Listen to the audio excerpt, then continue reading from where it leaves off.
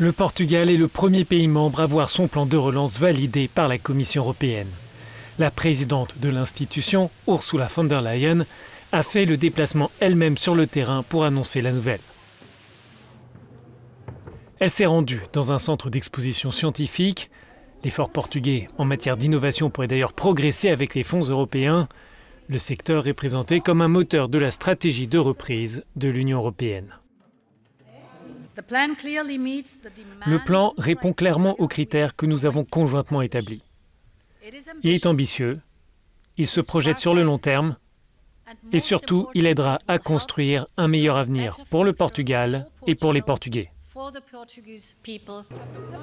Le renforcement des programmes sociaux, l'aide aux entreprises, mais aussi la politique climatique et la transition numérique sont les piliers de la stratégie mise en place par Lisbonne.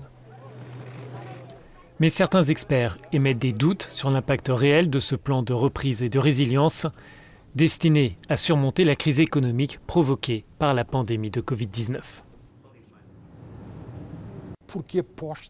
Il n'est pas centré sur la pandémie et la reprise immédiate, mais sur les prochaines générations. En fait, il a deux objectifs qui n'ont pas été affectés par la pandémie. Au contraire, il s'agit de la numérisation et de la décarbonation, autrement dit 2 points qui ont été mis en avant au cours de la pandémie. Nous avons un plan qui n'est pas fait pour les prochains mois.